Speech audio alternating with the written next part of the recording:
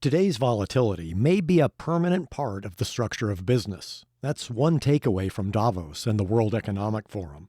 Today's guest, CEO Robert Bush Jr., has some solutions, including the advantages of embracing that volatility.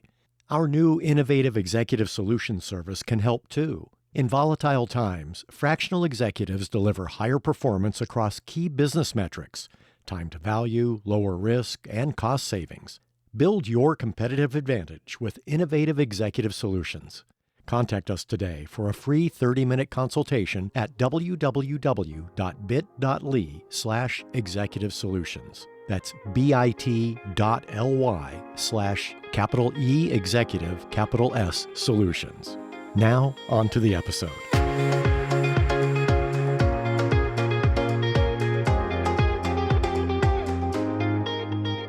Welcome to Innovating Leadership, Co-Creating Our Future. I'm Maureen Metcalf, your host and CEO of the Innovative Leadership Institute. Today, our guest is Bob Bush Jr., who joins us to discuss some of the Davos headlines and translate that into leadership moves you can make this quarter. So welcome, Bob. Thank you for having me, Maureen. Thank you. Bob, let's jump into it. The theme was what a spirit of dialogue really means for CEOs. What does authentic collaboration look like? The past is prolonged, often because our lifetimes, the average person lives 70 plus years. The average corporation is less than that. The average CEO is in a position 10 years or less. All of these sort of layers of mortality often make us think that there's something new, and there's nothing new under the sun. At the fundamental basis of all of this, it's about human nature. And that human nature will take, whether it's in a corporate environment or a family environment or an ecosystem environment. You can't tell me that the mamas of the 18th century are any different than the mothers of the 21st century. That corporations with the pursuit of profit, the differences between the labor class and the money class and the landed gentry, all of these things, they're refrains and they're just echoes that go over hundreds and hundreds of years. You can go back to the story in the Bible of Cain. Really? You got a problem with Abel? Really? Eve, you didn't want to listen to the big guy? Really? You want it? This is just the same stuff, frankly, over and over again. It's different characters, it's different settings, it's different context. How do we all get along? How do we create purpose? How do we figure out ways to elevate ourselves, but not do it at the expense of others? These are historical, biblical, human conditions that manifests itself in all these different kinds of narratives. But when you strip the stuff down, we are not much different than somebody was fighting about fire, right? Somebody was fighting about the wheel. And so call it AI, call it whatever. It's the same kind of story as Maureen. So not to say that I'm nonplussed about it, because I'm not living in those days, of course, because I have children that I care about and I care about their futures. But I am a bit sanguine because I'm not a historian, but I try to learn from the past and I try to understand historical context and movements, etc. It allows me to have a little bit more of a rigorous, less anxious approach to dealing with today's issues. You have lived and worked internationally, and I think that's relevant to your perspective that it is not US-centric. It's far more global. Thank you for that. And it's true, but I'll tell you my first experience. I'm from the Midwest. I was born in a town called Centerville, Illinois. 3,000, 4,000 people all in. The biggest city there was then East St. Louis, which is on the Mississippi River, and across was St. Louis, Missouri, with the Arch, for those people that don't know the Midwest. I remember going to high school, crossing the bridge from the East St. Louis side of the Mississippi to the St. Louis side of the Mississippi. And that contrast of what I was seeing with the demographic makeup of the city, the economics of the city, seeing this shiny arch on the skyline as I went to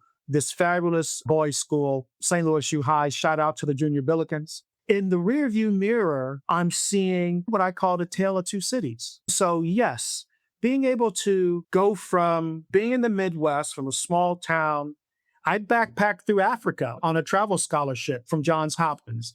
I've lived in the Middle East. I've lived in India. I've lived in China. I've done business in all these places. But that real spark in me came that 30-minute drive because I didn't have a car. My parents couldn't afford to give me a car for high school. I would catch buses. And in watching all of that, it really put a spark in me that the world is bigger than my little neighborhood. The world is bigger than my lawn. That impulse of recognizing that as great and big and as wonderful as the United States is, there is a lot more going on out there.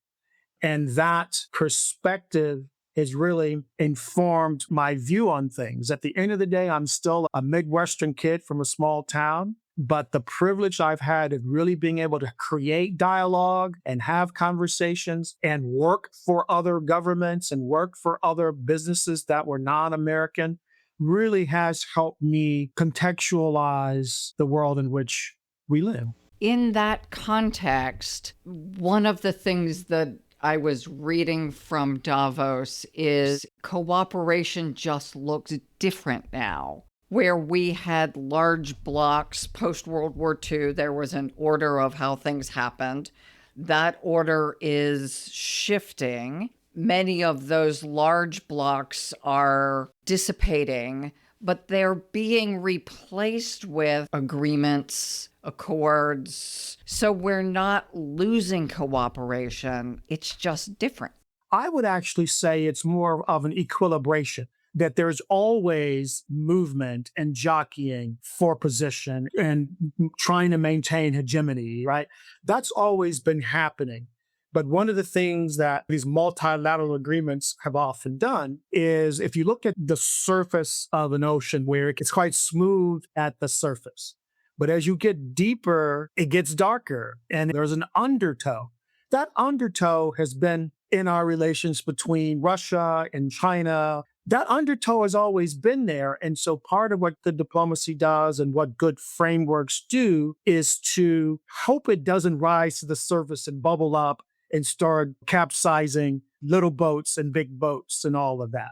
Having had the pleasure of living and traveling in Africa, I hear those conversations. And I would often hear over the decades, Bob, it kind of looks like everything's okay, but we are deeper in this water and it's not okay for us. Well, it's okay for the big boys and the big ships because that little wave doesn't capsize some big old ocean liner, but that little swell can actually hurt these little emerging market countries or those that are not part of the solar system that is anchored by the 3 or 4 major economies, right? I remember having literally a conversation with Henry Kissinger about his moves into China, as you know, going in under the auspices of Nixon, et cetera, and how we thought, hey, China is this market, we can sell a bunch of American stuff. It ended up being, no, the Chinese don't want to buy American stuff, and they flipped the switch, and they became America's factory for selling us cheap stuff. And so these undertows of who's going to maintain the system and who's going to have some dominance in the system, it has always been there. It manifests itself. But despite having said all of that, I'm still quite the optimist because I think the likelihood of a full conflagration worldwide kind of thing is less than had been in previous decades, et cetera. I think that a lot of the world, including China, recognize the benefits of cooperation and the benefits of a certain type of capitalism, which is not necessarily American-style capitalism. When I mentioned this point about equilibration, how the student is now the teacher, right? A lot of these places where we are exporting our culture, our ways of doing things, our ideals, guess what? When they hit India, they get interpreted differently. When they hit the Middle East, they get interpreted differently, and they put their own spin on it. And we better listen, and we must listen because they've learned and they've watched and they've seen and they've adapted.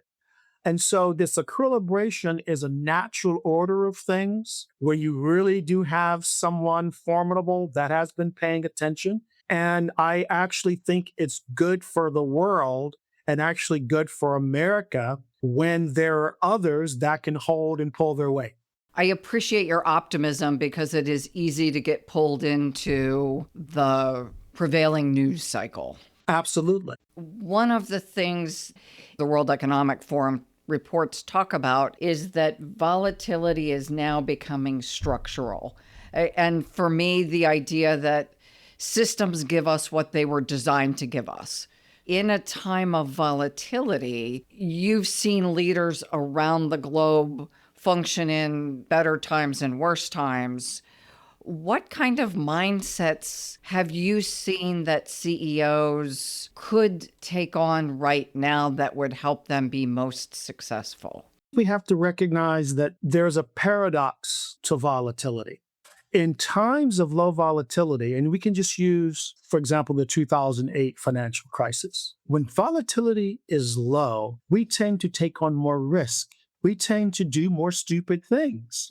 So zero volatility you never want, because that means you're probably underestimating something. You don't want too much volatility because that can be really, really disruptive.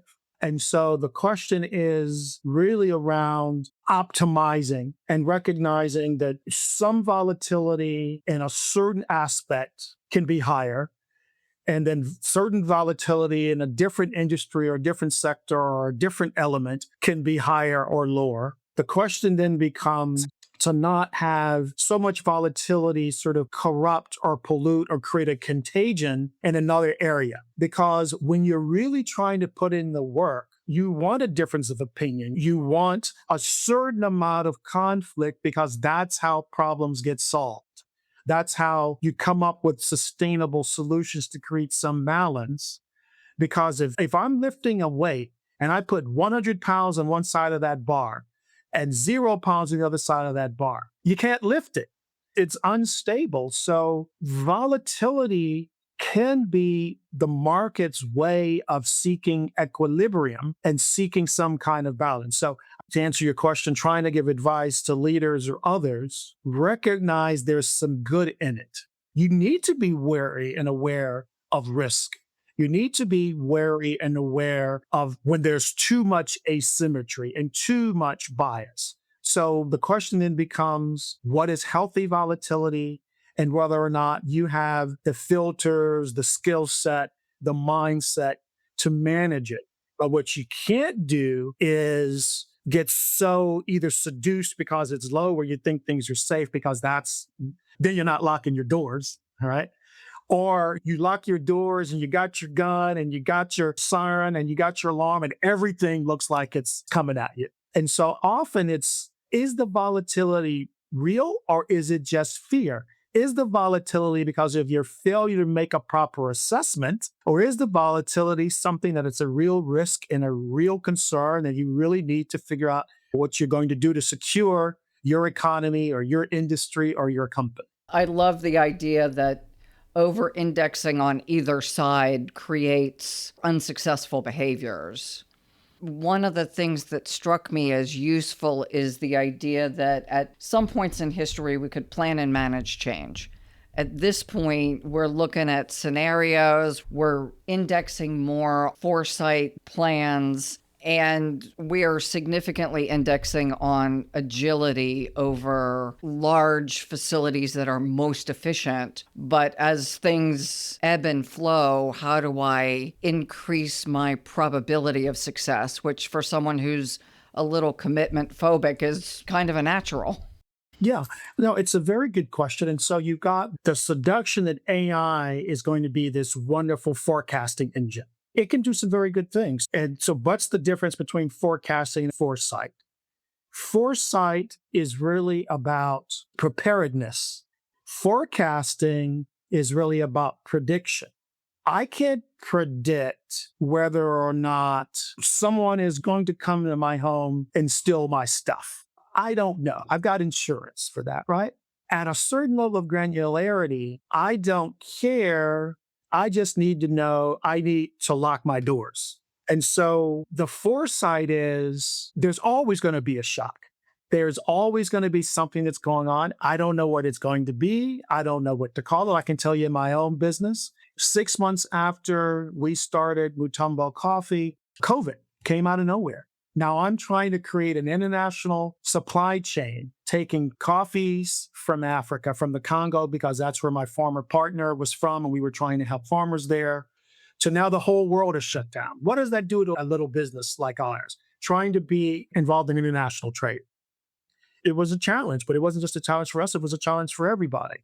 So there's no way I could have predicted that. It's with that level of specificity.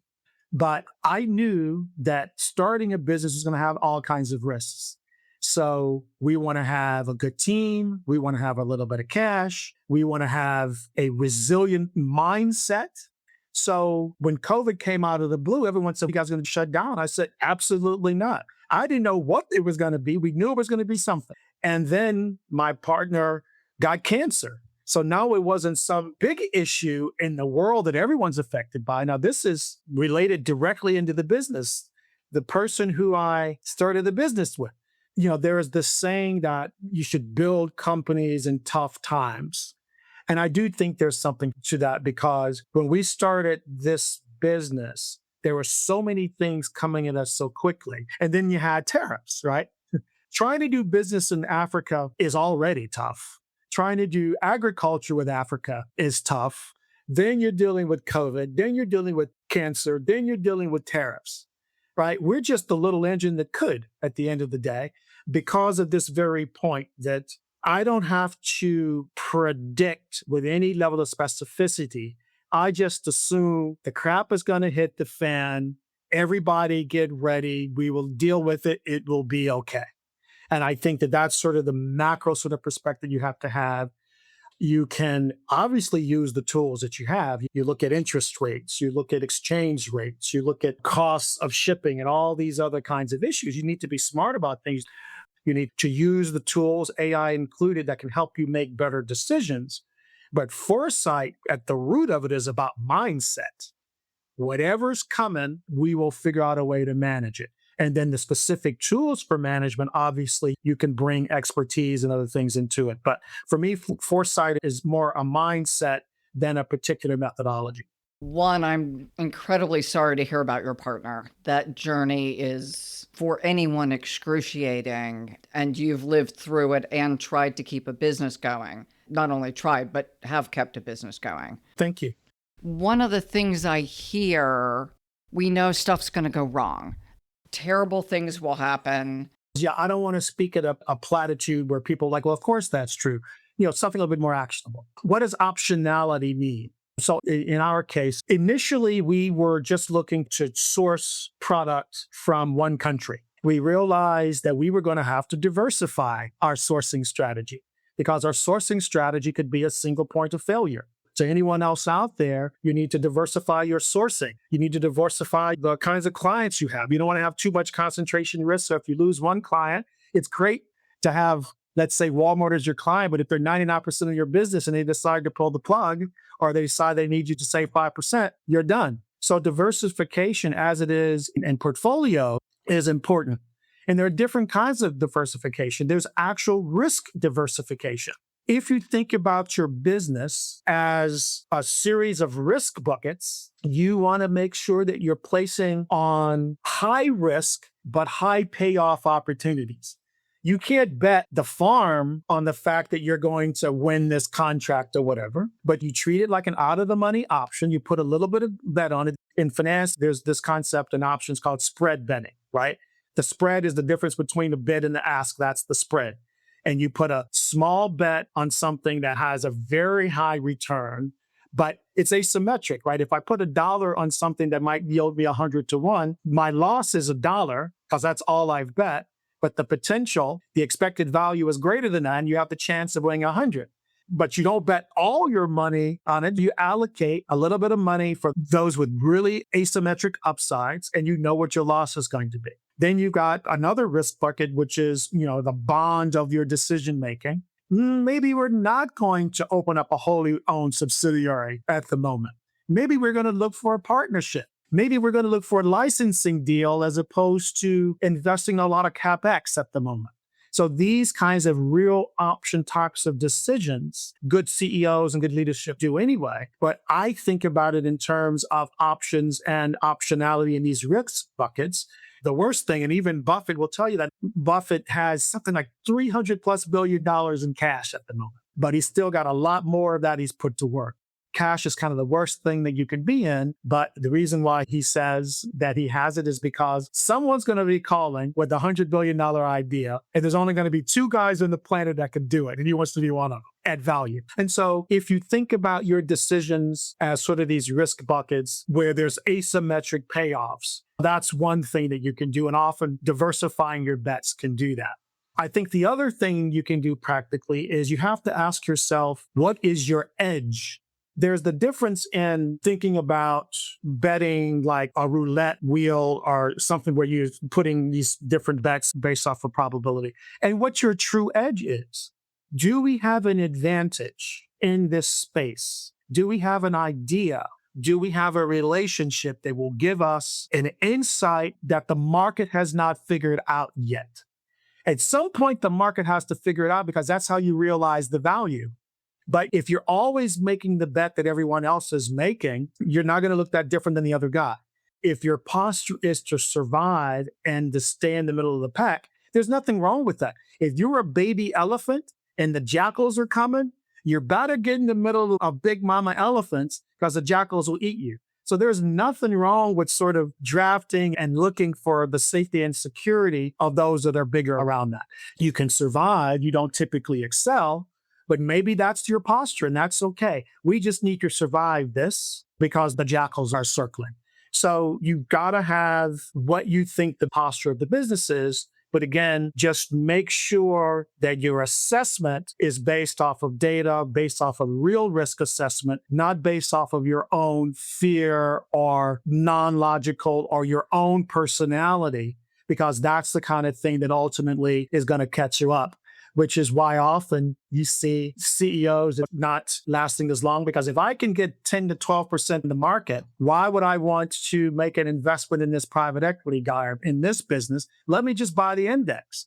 So at some point, you've got to figure out your edge if you're going to grow, if you're going to distinguish yourself. So simply diversification and figuring out your edge and what that means are two very solid ways of creating a way through which you can sort of navigate the course. So value orchestration, understanding your edge and placing bets appropriately so that you're going to deliver more than the market. Otherwise, I put my money in a much lower risk opportunity. That's right. I like your term orchestration. I think it's interesting because you know this, and maybe many of your readers do. The conductor of an orchestra is never on beat. He's slightly ahead of the symphony, right? Because he's signaling what's coming next. So orchestration is exactly right. He can't be too far ahead of the rest of the musicians, but he's actually a beat ahead because he's got a signal to the violinist, you're coming in the next one. He's signaling to the trombone because they're different instruments. And in a big room, depending on the acoustics, he's got to do slightly different signaling because of the way the sound reverberates in that room, the acoustics in that room. Orchestration is a very interesting use here. Steve Jobs used to talk about that. I mean, I remember watching a video of him and someone just said, "You don't do anything. Why are you so much? You're not a good engineer. You don't do this. You don't do that." And he gave a version very similar, not with the symphony analogy, but his true value is to really get the best out of all the instruments that he's assembled. First, in having music, that's the vision. Then in assembling those that will follow his vision and mission. And then orchestrating them so that their timing isn't off and they can sound great and in harmony. That is my aspiration in this business. I don't grow coffee or cocoa. I'm not a farmer. I actually had a garden, and I can tell you my thumb is not green. This notion of setting the pace, setting the mission and vision, assembling the team, knowing when to bring them in, getting the timing right to do something great and meaningful and in harmony is exactly why I like that term, orchestration. So I'm going to add one other word to that, and that is in the context of the ecosystem that's evolving. So this takes us back to foresight, that in an ecosystem that is more rapidly changing, tying that back to something you said earlier, and that's the resilient mindset and the resilience of the system. You had confidence that you would navigate. You knew stuff would go wrong. You didn't know what. And you have the capacity to help yourself first as the leader and everyone who counts on you to find solutions and respond accordingly. Yeah, the notion of an ecosystem, which I think I like more than network, ecosystems really hopefully are self-reinforcing. But you can be in a network and be a taker or a giver. You can be in the network, but you're not actually creating a lot of value necessarily in the network. Know what you are and those around you. Are they playing the game for the network effect? And there are a lot of Silicon Valley guys that are playing that game. Or are they playing a game about helping to develop and create an ecosystem, which hopefully everyone that's in that ecosystem will gain and benefit? That's one thing that I am very mindful of.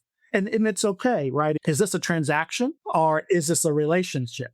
When I'm trying to assess things and going into different markets, we've got 10 cities that we're focusing on. I'm in Houston at the moment. I'll be in Philly. We're going to Detroit. We're going to Atlanta. We're going to New York and LA and Milwaukee and some other places. I'm constantly assessing the nature of the ecosystem.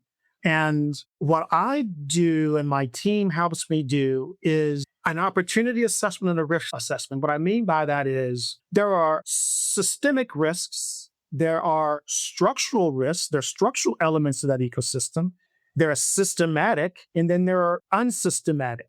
When I'm really trying to make sure that we're not just jumping off a cliff. So let me kind of explain those a little bit.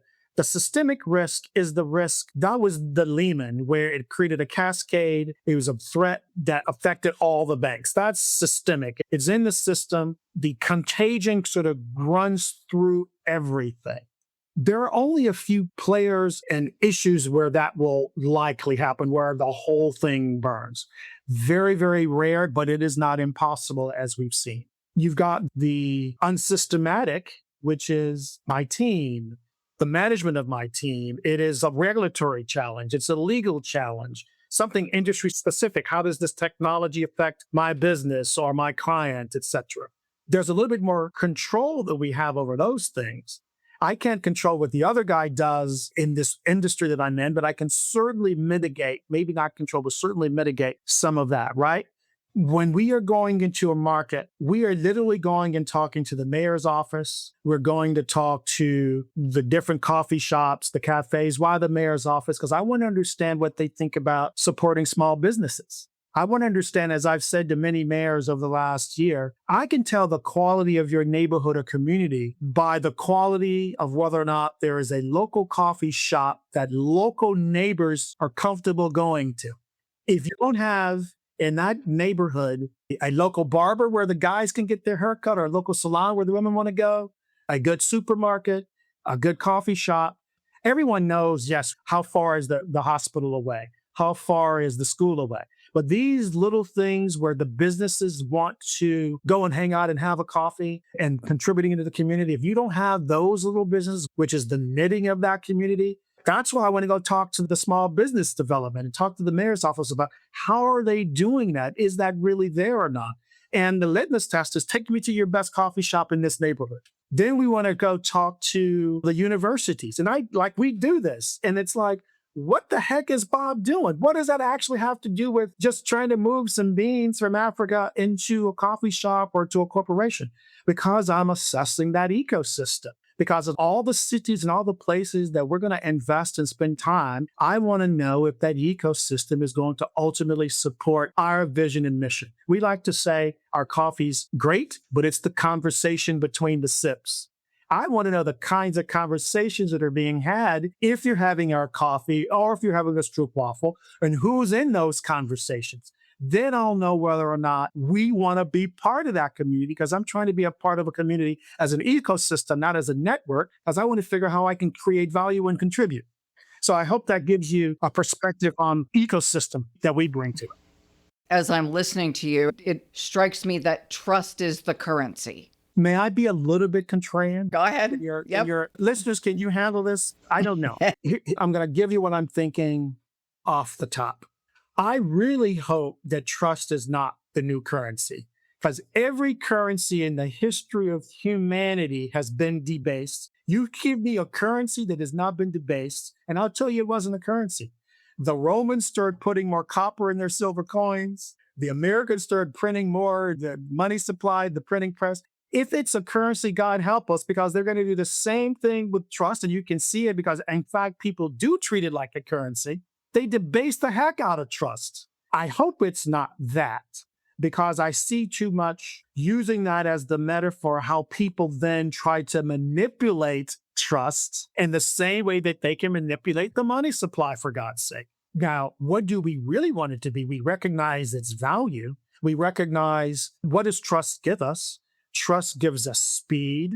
Trust reduces friction. Trust gives us all kinds of wonderful efficiencies, creates relationships, etc.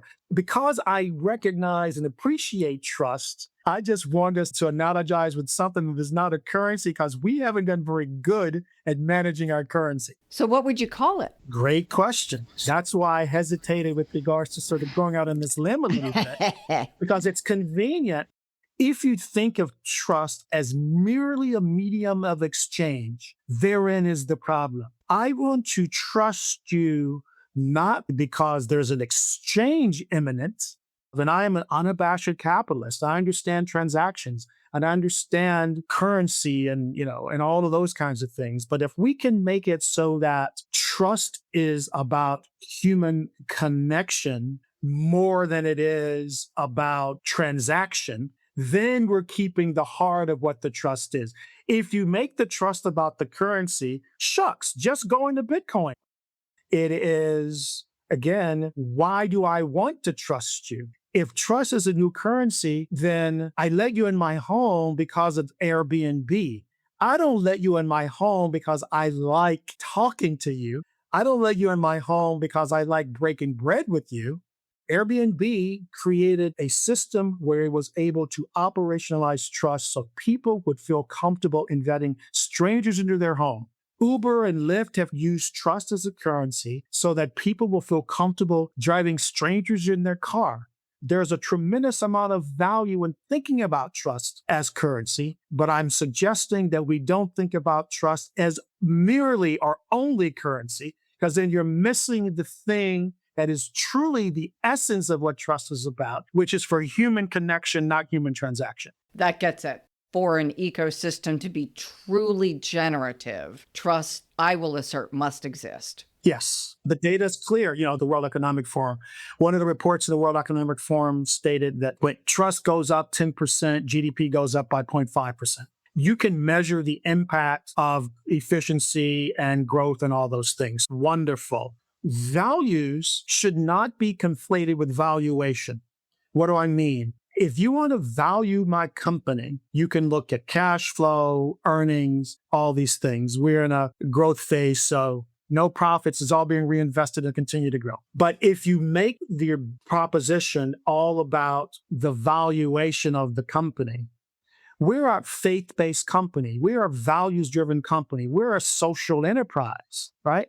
And so people that we want to work with, that want to work with us and who want to drink our coffee and want to be part of the ecosystems that we're creating, it's about the values. It's about sustainability of relationships. It's about creating connectivity and community. And all those things are not necessarily going to be measurable with dollars and cents. Now, when you're doing a social enterprise, and Buffett said this many years ago, it's tough to have a business that's sort of triple bottom line. You want a business that makes a lot of money, and you make the money that you can do whatever you want with it. You can give it away, as he's done with his giving pledge and all that. So what we're trying to do is really difficult when you're trying to make money and do good. It's difficult, but it's not impossible. That's why we don't view trust merely as a currency, because we're not in this merely to maximize or optimize profits. We're trying to maximize, optimize community and conversation. So it's got to be more than a currency. It's got to be a value. I think you should come to Columbus, Ohio. I think you just have to invite me and tell me where I come. We'll do a coffee talk and we'll have some cocoa and stroop waffles. And yeah, I'd look forward to that. I can tell you where my barber shop multiple are and where my coffee shop multiple are. So, Bob, as we wrap up, what 3 items stand out from our conversation that a leader listening to this can take away and do something with in the next 90 days? Learn to distinguish the signal from the noise. That links to really making sure you understand true volatility, true risk, separating it from panic, separating it from there's good volatility, like there's good debt, all of that. So really being able to separate the signal from the noise, because there's so much information coming out, so many interpretations and layers of that information. So how do you do that? You've got to have a GPS system, and not the typical Google Maps GPS system. I like to call it my God positioning system. I like to call it my GPS because I want to know what my true North Star is for myself, for my business, for the ecosystem I'm operating in. If you don't have that kind of GPS system where there's truly alignment of your values with your actions, you're going to get whipsawed. And the algorithm and the AI might tell you anything. It hallucinates too. It has biases too. So really make sure that you have your North Star centered around your purpose, your personal purpose, your corporate purpose, and know how to translate that, starting with your family, starting with your employees, and then how they can amplify that, et cetera. If you can do that well, no matter what the vagaries are of this marketplace, there will always be a place for you. So let me jump in with a couple of things I heard then, starting with it's always human. That over the arc of time, humans have evolved our technology, but the fundamental things we as people care about, parents want to raise healthy kids. We want healthy families and healthy neighborhoods and places for our next generation to thrive. So that's one. Second, as I'm starting a business, running a business, working for a business, living my life as a family member, understand that things will go wrong, create my own conditions so that I will be able to successfully navigate those challenges. Understand that I live in an ecosystem, that I am part of not just transactions. All of those things, using your words, are based on my GPS. During a trip to Tanzania where British Airways was on strike and I ended up in the hotel by myself, talking to the chef and the housekeeper and the team there. And I said something about, well, just buy a book. It's only $25. And what I learned was that's a month's wage. They're not buying a book on Amazon like I am. They're not buying audiobooks. They're paying for bus transportation to and from. And so part of my motivation for the podcast was, how do I put good information out into the world every week that is no cost to people who can't afford good information? That's part of the GPS. I love that. So yeah, you did a better summary than I did on that. So thank you for listening. Tanzania is a very interesting place. We source coffee from there. They have an excellent pea berry in Tanzania. I'll have to see if we have any in-house. Tanzania is a lovely country, lovely people, despite the annoyance perhaps of British Airways being on strike. That might have been some of the few extra unexpected days that you had in a long time. It was a brilliant opportunity to connect in a way with the local people that I wouldn't have had if I were just climbing a mountain. And so it was an incredibly precious few days that had deep impact on how I saw the world. I love Swiss chocolate, but little Swiss Miss is not a farmer, and the Swiss don't grow cocoa beans. Yeah, they come from Ghana, Ivory Coast, and a couple other places, right? And so there's this rich tapestry of colors and music and narratives that can really bring the world closer together if they're unpacked and unlayered. It doesn't have to be coffee. I encourage you, as you're doing with the work that you're doing and all of your readers and listeners, that global thread, that connectivity is much more attainable than they may think because we are interconnected whether we want to be or not. That's a beautiful note to end on. Thank you, Bob. This has been a delightful conversation. Looking forward to seeing it hit the airwaves. To our listeners, thank you for joining and for your attention. We will have information about Bob's coffee in the show notes, and he is offering a discount to all of our listeners, so please check that out.